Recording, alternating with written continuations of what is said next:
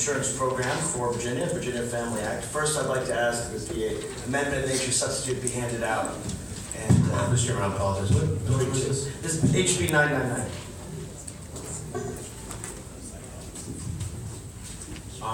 Without objection, the House the amendment that asking the amendment to the substitute. Yes. The substitute to 999 be adopted.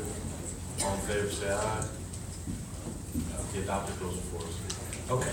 The adopted bill actually is extremely similar to the other bill that had a couple sort of typos in it. The other thing it also allows is it allows administrative costs to be paid out of the fund.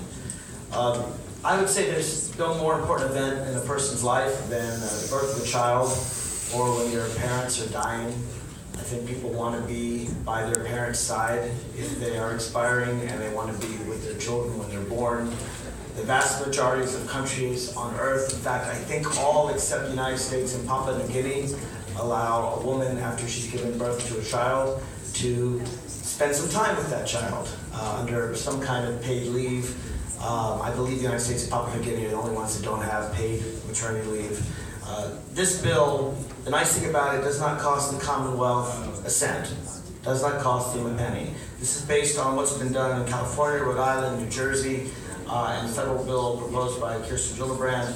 What it does is it says it costs an employer and employee 0.2% of their wages. So just to give you an idea, if you make $50,000 a year, we're talking about $100 a year, or less than $10 a month, from the employer and the employee. If you make $25,000 a year, we're talking $50 a year. It's a very, very small amount of money. But you can do a lot with a very small amount of money. I have numbers from the Virginia Employment Commission. That tax would raise $774 million.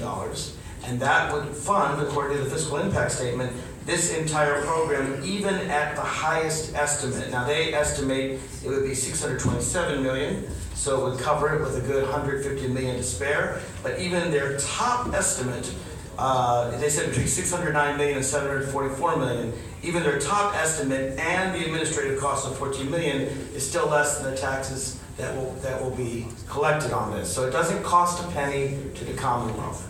What it does do is it allows employees to have the most important moments of their life. It doesn't pay you your full wage. It's up to 60 days at 2/3 of your wage. So there's certainly an incentive to go back to work. But just some of the statistics we have on this proposal in California, where it's been successfully done, more than 90% of businesses think it has helped productivity, profitability, lower turnover. 99% have said it increased morale. 87% have reported zero cost increases. 9% reported cost savings because there was no turnover. People didn't have to leave their jobs. They could take care of their kids. It increased the amount of time that women were able to breastfed newborns. It also was a substantial increase in the proportion of men using paid family medical leave to bond with a new child. We already have unpaid family medical leave, so we don't have to create a new category. These people are all there. It's a very simple thing to do. I realize it's a big program that would help a lot of people because most people do have children or someone who dies, but it doesn't cost the Commonwealth a penny, and it's something that's been successful worldwide and in California, Rhode Island, New Jersey, and I would ask this panel to consider it. A lot of my witnesses, I think, have gone home. I don't know if any left to speak before it, but if they are, I'd love to See if anybody from the panel wants to ask a question first. Sure. Mr. Chair. Yeah, so let's talk about California. How many years have they already been doing this? 2004, I believe. I'm going to double check that so I give you the right answer. Okay. July 2004. So they've been doing it for almost 12 years. So do you have numbers of how many or either what percentage of the workforce participates in this? Yes, what we have is, let me get you some numbers here for that. I believe it was 13%. 13% of the workforce is participating. Yeah, so 60% are yes, so 13% are estimated to use it of those each year. That's correct. Is it the other states? Other states statistics the same? 13%. I believe so. I have it for California. I don't have it for Rhode Island and New Jersey. Okay. Thank you. obviously California's a very big state. Yancy, did you have a question? I do, Mr. Chairman. So you commented that it's not gonna cost anything, yet I'm looking at the fiscal impact estimates. Expenditure impacts are 14 million in the first year, and then under 7B, you go from 313 million, jumps up to $627 million. So who's paying for all this? The employers and employees themselves. All right, so is this a tax? Yeah, what it is it goes to a fund that is paid out to the employees. So, and in fact, you're not allowed to exceed the fund. Mr. Chairman, if I could ask a question. So is this a tax, yes or no? It's like Social Security, it's an insurance program. So it is a tax? It's an insurance program. And then. It does not come out of the general fund. No, Yancy, I think it's fair to say if you read also a tax of 0.2% as opposed on the wages, just fine. 0.2% on the employee and 0.2% on the employer. So there is a tax on the employee and the employer. So then the final follow-up question I have, thank you, Mr. Chairman. The final question that I have then is, understanding, of course, the need to come before Commerce and Labor, but if it deals with taxes, should it not go to finance? I would think also if this were to come out of Commerce and Labor, they would need to go to finance. Thank you, Mr. Chairman. That would be my recommendation if it comes out. I don't know the answer to that, except I know that it doesn't involve Commonwealth funds. It doesn't involve the state of the Commonwealth of Virginia's funds. It would go to a fund that would be run by the Virginia Employment Commission. No, that's fine, but any tax would need to go to finance. One more question, then we'll see if there's anybody for or against. Yes, sir. So as far as salaries, the tax fee, whatever you want to call it, is there a floor and is there a ceiling? There actually is a floor and a ceiling. The floor is $580 per month and the ceiling is $4,000 per month. This is based on a bill, actually United States Congress by Senator Gillibrand, and I got these numbers from her, but I also confirmed with the Virginia Employment Commission that these numbers work in Virginia, in the sense that much more is raised than is expected to be paid out. But just in case there are more claims than are paid out, the bill specifically provides that you don't ever have to go to the Commonwealth. If the fund runs dry, people don't get the money. So let me, not quite understanding, the 580 is the floor. Is Yeah. that per individual? That's per individual per month. Let me double check that. Let me ask, did you That's have gotta be anyone per year, that Mark. wanted to testify in favor? I do. I don't know if she's still here. Is Julie Emery still here? Let me see if anyone wants to testify against as concerns. Now, you brought an important issue. Thank you very much. Thank you. Yes, ma'am, welcome. Hello, Nicole Riley with the National Federation of Independent Business, and we are in opposition to the bill. In general, I would say, someone is going to have to pay for this, and certainly will be my members who are employers and their employees. They're also, the vast majority of them will be paying for a benefit that they will never benefit from. So for our members, they certainly do everything that they can to accommodate their workers, particularly my smaller ones. As I've talked to them, as paid leave has become more and more of an issue. Many of them work with their employees on a case-by-case basis to help make sure that they are able to take the time that they would need to be with their families. They don't feel that there needs to be a mandate from the government to tell them how to do it, or certainly to create bigger government in their minds with their money for something that they take care of themselves. Thank you. Thank you. Yes, sir, welcome. Jim? Delegate McClellan, sorry. Delegate McClellan for NFIB. Well, I guess I can wait until he's done. I'd like to comment in response to something he said, but I'll wait until after. All right, thank you. Yes, sir. Mr. Chairman, Keith Martin with the Virginia Chamber of Commerce. We also have concerns with this bill. A lot of our corporations give personal leave on a very liberal basis. This is additional tax on businesses, so therefore we're opposed to it. I'm sorry about that. Yeah, Mr. Chair, so as I understand this bill, and it's late, so maybe I'm confused, but as I understand this bill, this is not mandating that employers provide family medical leave. A lot of employers do provide family medical leave. A lot of times it's unpaid. And that puts families in a position where they have to choose between going to work, in some cases before they're ready, in order to eat and feed their family. So let's take me. Now, as you all know, I had a child earlier this year, a girl. Yeah, I was last.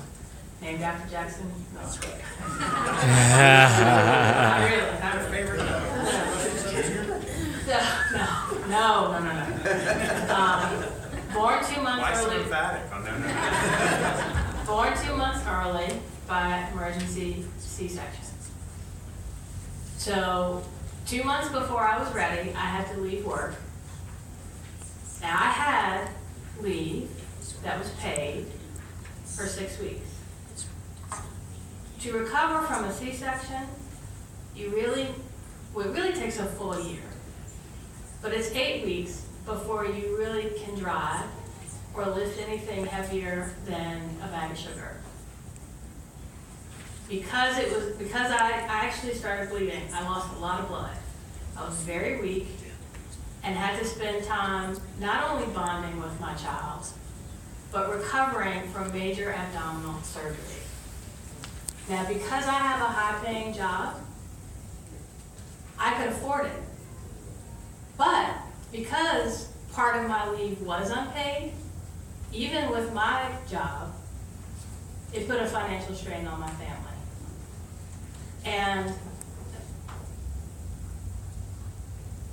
he's already said how we are the only industrialized nation that doesn't offer some form of paid medical leave. What he's trying to do here is a creative way to get at it by saying, we're not going to force the employers to pay the entire amount. We're going to give employees the ability to have some paid leave at a much lower cost to everyone, that in the long term will lead to benefits. Because if I stayed home, if I didn't stay home and take all the time that I needed to recover, I wouldn't have fully recovered.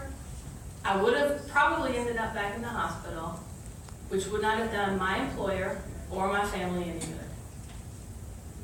So before we just dismiss this as this is, forcing employers to do something that they don't want to do, let's think about, we say we value families. Everybody on both sides of the aisle is always talking about family values, family values, family values. Let's put our money where our mouth is. Mr. Chair, Doug Farrell, I will respond to that too in a little bit. And my wife and I just had a baby as well, 12 weeks ago. And I'm lucky enough financially. I thought her family leave policy was actually kind of crappy, especially working at a women's health practice. I find that surprising. The one thing that I would say about what he's doing is I actually like my way better. I actually have a bill in the finance committee dealing with family leave that I think provides a little more flexibility for the employer. Because it's a tax credit, which, yes, it does have a fiscal impact because I'm not taxing the people anymore because I actually am trying to eliminate other tax credits to pay for it. But I actually think that's a better way to go, quite frankly, because it provides some flexibility to it. And I do think it's important.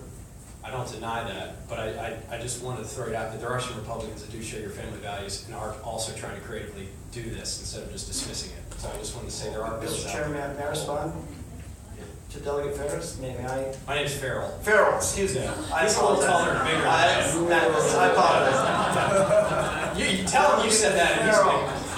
I'm sure he'll be complimented by that. All us Republicans look alike. I'm learning. I'm new here. I'm new here. They both have reddish hair. So it sounds to me like your way of doing it would actually cost the Commonwealth money. And because it's a tax credit that would otherwise go to the Commonwealth, I was trying to way to do it Not if I eliminate other tax credits. It's actually net. without the cost of money. But I am more than willing to work with you if we both agree this is a good goal to do this. I was actually trying to do it without, and I don't know what other things you're going to eliminate, but whatever you're going to eliminate is the cost of the Commonwealth. I was trying to find, yes, a creative way. I didn't invent it. I'm not claiming I did. To copy other states who've done this without causing any damage to the public fisc.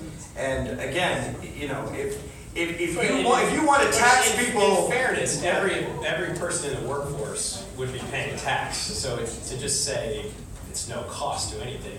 Again, it is 0.2%. It is $100 a year if you make $50,000 a year. But I'm just saying to say it's no cost though is not right. No cost to the Commonwealth. But not to its taxpayers. No, it's 0.2% a year, and everything has a cost. Right, so it is a cost. Yes, I think it's a very minor cost to allow someone to take care of a new And child. I don't necessarily disagree. I think Or your a goal is dying good, parent. and I have a bill to do it. I'm just saying, to throw it out there that we're all hypocrites because we say family values, we're not trying to do anything about it, I think is unfair. So, I did not intend to say you were a hypocrite, I'm just saying we need to take the time to support families, right. both sides. Yeah. And I applaud you for your bill, I'd be happy to vote for it. Yeah. I'd be happy to vote for this one too.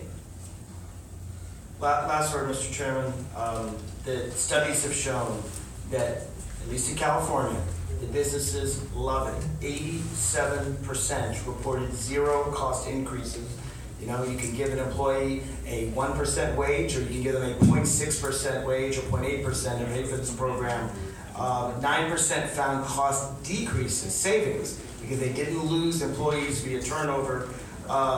91% no impact on probability.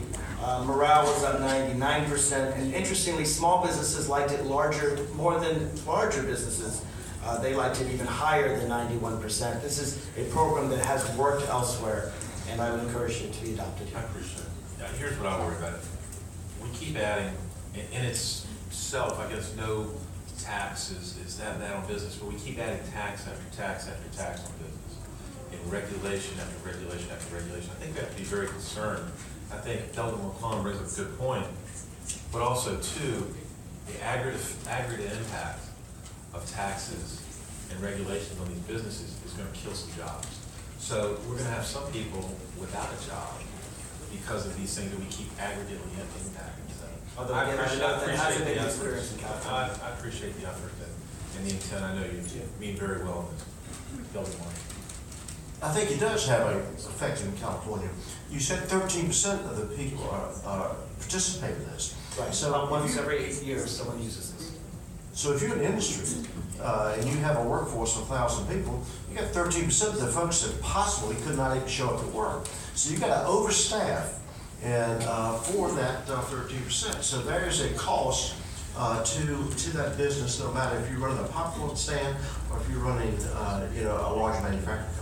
I'd say this, Delegate Marshall, under the current Family Medical Leave Act, employees can stay home if they've had a baby or a sick parent, same standard as right here. They're not paid for it. So already, I don't know whether it's 13%, I suspect it's a bit less, but 8-9% of people are staying home anyway, they're just not having 2/3 of their wages for it. No. So already there is some absenteeism because most people in life care more about taking care of their newborns or hearing the last words of their parents than they do about going to their job, where they're not going to function very well anyway if they would rather focus on their newborns or their dying Okay, parents. businesses are also fleeing to California, so don't worry about that. Delegate Zorn, Mr. Chairman, I have a motion to lay the bill. there's a second. Second.